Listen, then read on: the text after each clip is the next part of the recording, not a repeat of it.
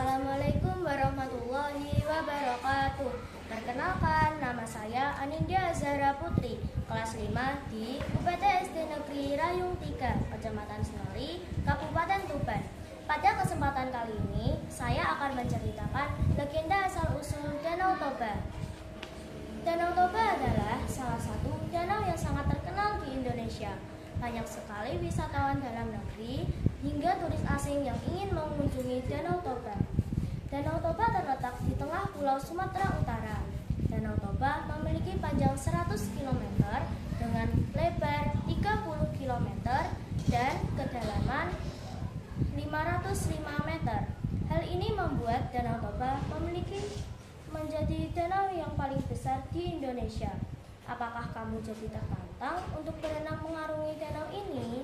Nah, daripada membayangkan betapa besarnya Danau Toba atau membayangkan bagaimana rasanya berenang menyeberangi danau ini, kita cari tahu saja yuk legenda asal-usul danau ini. Kisah asal-usul Danau Toba dimulai oleh seorang petani muda yang bernama Toba. Laki-laki ini adalah petani yang rajin. Ia banyak menghabiskan waktunya di sawah. Terkadang ia juga suka memancing ikan untuk dimakan atau dijual ke pasar. Lalu di suatu pagi ia lebih memilih untuk pergi memancing ikan daripada pergi ke sawah. Saat Toba memancing, ia mendapatkan ikan mas yang ukurannya cukup besar, lebih besar daripada ukuran yang biasanya ia dapatkan.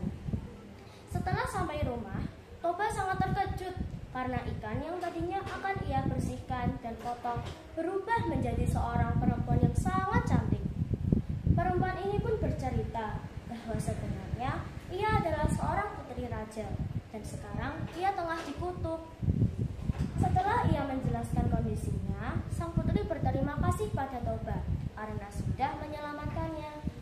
Sebagai rasa terima kasihnya, sang putri bersedia menjadi istri Toba dengan syarat orang lain tidak boleh tahu asal-usul keberadaannya. Setelah mereka menikah, mereka dikaruniai seorang anak laki-laki. Mereka menamakan anak mereka Samosir. Mereka berdua merasa sangat senang dan semangat menjadi orang tua.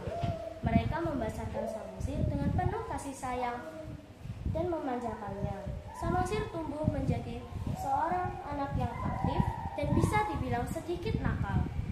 Samosir tidak pernah mau membantu ayahnya bekerja di ladang. Bahkan saat ibunya meminta hanya untuk mengantarkan bekal sang ayah, Samosir sering menolak. Ia lebih memilih bermain di rumah atau bermain dengan kawannya. Ditambah lagi, Samosir memiliki nafsu makan yang sangat tinggi, sehingga Toba harus bekerja lebih giat dan lebih keras agar segala kebutuhan gizi Samosir dapat terpenuhi. Saking tinggi nafsu makan Samosir, terkadang jatah makan satu keluarga habis hanya untuk mengenyangkan perut Samosir. Meski begitu, Toba dan istrinya tidak pernah keberatan dan tetap berusaha agar anaknya bisa selalu merasa kenyang dan senang. Lalu, pada suatu hari, Samosir bersedia mengantarkan bekal sang ayah ke ladang setelah dibujuk dan dipaksa oleh ibunya. Dengan berat hati dan melawan rasa malasnya sekuat tenaga, Samosir berjalan ke ladang sambil membawa bekal sang ayah. Namun, di tengah jalan, ia merasa lapar dan haus. Samosir pun membuka bekal ayahnya dan memakannya sedikit. Awalnya, Samosir hanya memakan satu gigit, tetapi dia masih merasa lapar dan belum puas. Samosir pun membuka bekal ayahnya kembali dan memakan beberapa suap. Hingga pada akhirnya, bekal untuk ayahnya hanya tinggal sedikit. Di ladang, ayahnya merasa senang melihat anaknya dari kejauhan menghampirinya.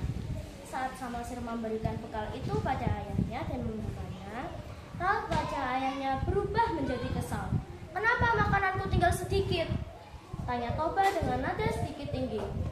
Anaknya pun menjelaskan bahwa ia merasa lapar di tengah jalan tadi.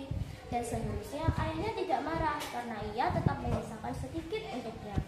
Toba pun tidak bisa menahan amarahnya dan ia tetap berkata kasar pada anaknya. "Dasar kamu keturunan ikan!" Samosir pun sangat terkejut dengan perkataan ayahnya dan merasa sakit hati. Samosir pun berlari menangis ke rumah. Sesampainya di rumah, ibunya terkejut melihat anaknya histeris menangis. Samosir pun menceritakan apa yang terjadi di ladang tadi saat ia bertemu ayahnya. Mendengar kejadian itu, sang ibu merasa kecewa karena Toba sudah mengingkari janjinya untuk tidak memberi asal-usul keberadaannya. Kemudian, sang ibu berdiri sambil memegang tangan Samosir. Dalam hitungan detik, mereka sudah menghilang. Tiba-tiba, ada sebuah keajaiban muncul dari bekas pijakan Samosir dan ibunya. Ada sebuah aliran air yang sangat deras hingga tidak bisa dibendung dari pijakan kaki mereka berdua. Saking derasnya aliran air tersebut, desa itu pun lama-lama tenggelam. Akhirnya terbentuklah danau dari akibat ini. Danau tersebut dinamakan Danau Toba. Pulau-pulau kecil di tengahnya diberi nama Pulau Samosir untuk mengenang anak laki-laki ini. Hal yang pertama yang bisa kita pelajari, tidak boleh menjadi orang yang tamak. Kita harus mengambil suatu hal yang sesuai kebutuhan dan jangan sampai mengambil hak orang lain.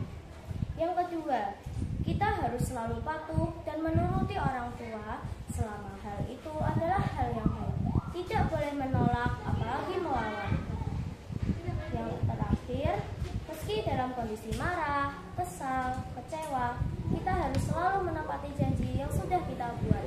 Latih diri agar tidak mudah terbawa emosi dan jangan sampai menyakiti orang lain dengan kata-kata kita. Wassalamualaikum warahmatullahi wabarakatuh.